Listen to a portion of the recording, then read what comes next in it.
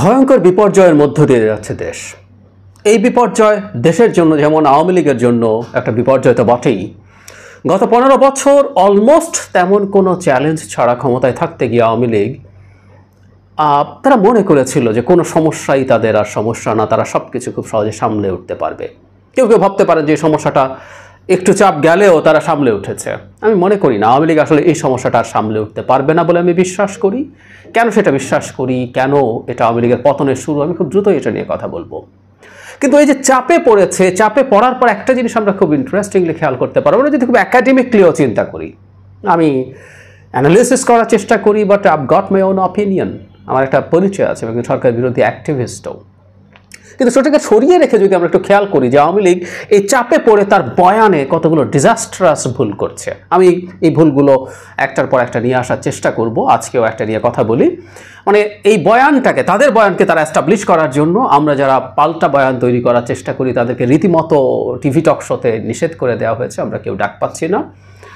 যাই হোক, আপাতত এই মিডিয়াটা আছে, সেটা কতদিন আরবার ইন্টারনেট চালু থাকে এবং আমরা এটা করার মতো অবস্থায় থাকি কিনা সেটাও গুরুত্বপূর্ণ প্রশ্ন। যাই হোক, আওয়ামী লীগ সাম্প্রতিক সময়ে বাংলাদেশে যে বিভৎসতা চালানো হয়েছে, যাতে অফিসিয়াল হিসাবে 200-র বেশি মানুষকে হত্যা করা হয়েছে, সেটাকে এস্টাবলিশ করার জন্য, সেটাকে এক ধরনের জাস্টিফাই করার জন্য তারা কতগুলো ন্যারেটিভ আনছে। একটা কথা বলে রাখা ভালো, অনেকে আওয়ামী লীগকে একটা ফ্যাসিস্ট সরকার বলেন, আমি সবসময় এটাকে অপোজ করি। হ্যাঁ, একটা ফ্যাসিস্ট সরকারের অনেক সময় অনেক ন্যারেটিভস লাগে, সে ন্যারেটিভের উপর দাঁড়িয়ে থাকে। আওয়ামী লীগ একটা আপাদমস্তক মাফিয়া সরকার কায়েম করেছে বাংলাদেশে। মাফিয়াদের কোনো ন্যারেটিভ লাগে না, আসলে একেবারেই বিশ্বাস করি না।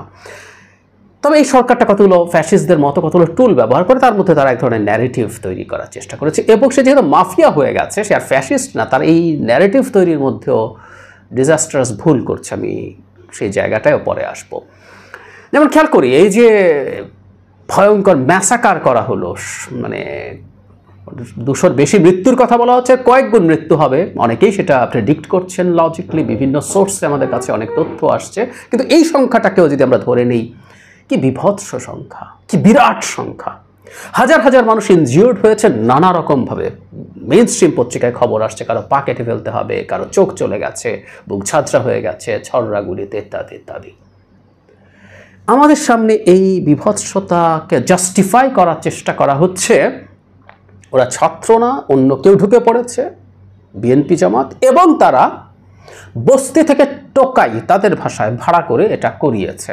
100-200 টাকা ধরিয়ে দিয়ে করিয়ে দেওয়া যায়। মানে কি তাচ্ছিল্য, কিছু মানুষকে 100-200 টাকা দিয়ে এটা করিয়ে দেওয়া যায়। আমরা যদি একটা পাল্টা প্রশ্ন করি, তথাকথিত উন্নয়নের বাংলাদেশে 100-200 টাকা ধরিয়ে কিছু টোকাই, আমি এই শব্দটা বারবার বলতে চাই, এই বিভৎস নোংরা শব্দটা আওয়ামী লীগের লোকজন সমানে ব্যবহার করছে। তো 100-200 টাকা দিয়ে সে পুলিশের সাথে গোলাগুলির মধ্যে এসে দাঁড়ায়, জীবন দিয়ে দেয়। শাহাদার এই ন্যারেটিভটা আওয়ামী লীগের নিজের উন্নয়নের বয়ানকে শেষ করে দেয়, সে কিন্তু জানে না যেখানে 100-200 টাকা দিয়ে তুমি জীবন দেওয়াতে পারো কিছু মানুষকে দিয়ে।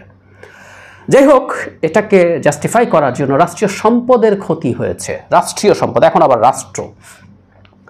রাষ্ট্রীয় সম্পদের ক্ষতি হয়েছে বলে বিভিন্ন কিছু দেখানো হয়। এবং আজ প্রধানমন্ত্রী এরকম একটা স্থাপনা, মেট্রো রেলের একটা ভেঙে ফেলা স্টেশন দেখতে গেছেন। দেখতে গিয়ে তিনি খুবই আবেগ আপ্লুত হয়েছেন, আমরা ভিডিও দেখেছি, উনি কথা বলেছেন, উনি একটা পর্যায়ে কেঁদে ফেলেছেন। হতেই পারে উনি, এটা ওনার খুবই ইমোশনের একটা স্ট্রাকচার, এবং সেটা দেখে উনি আবেগ আপ্লুত হয়েছেন।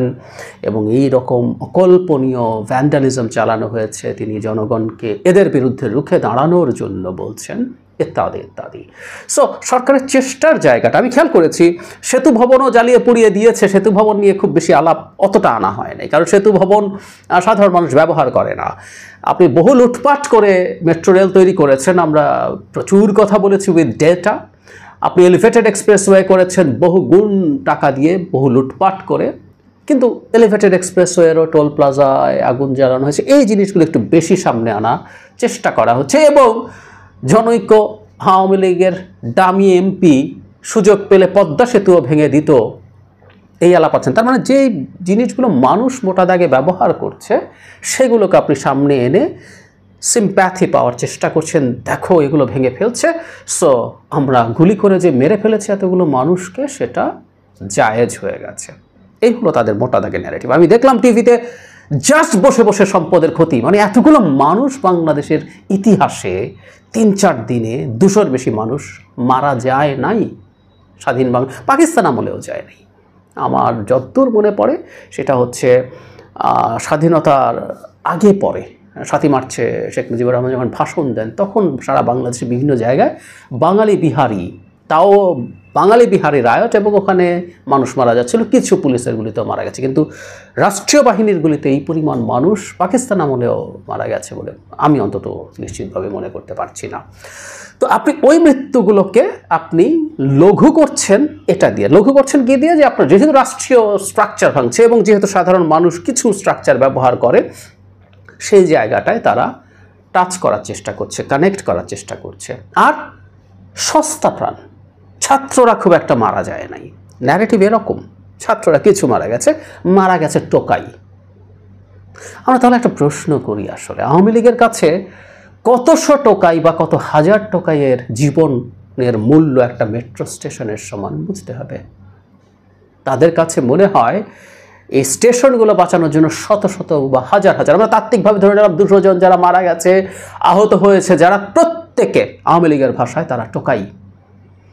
সো আপনি এগুলো রক্ষা করার জন্য ইনডিসক্রিমিনেটলি গুলি করে মেরে ফেলতে পারেন, এই হচ্ছে আপনার ন্যারেটিভ। মজার ব্যাপার হলো, এটাই বলছিলাম যে প্রধানমন্ত্রী আজ মেট্রো স্টেশনে গেলেন, হাজার হাজার মানুষ আহত হয়ে পড়ে আছে, এর মধ্যে যারা এই আন্দোলনে পার্টিসিপেট করেছে তারা তো আছেই, এর বাইরে আপনি কোনো কাজে বেরিয়েছেন, আপনি ওদিক দিয়ে যাচ্ছিলেন, এরকম প্রচুর রিপোর্ট ছয়লাভ হয়ে গেছে, বাড়িতে বসে মারা যাচ্ছে শিশুরা।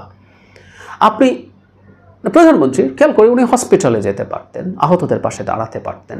আমি তাত্ত্বিকভাবে বলি, মানে এগুলো অহেতুক কথা, কেউ বলবেন হুদাই কইতেছেন এসব, কিন্তু আমি জেনুইনলি মনে করি সেটা হচ্ছে এটাই হওয়ার কথা ছিল।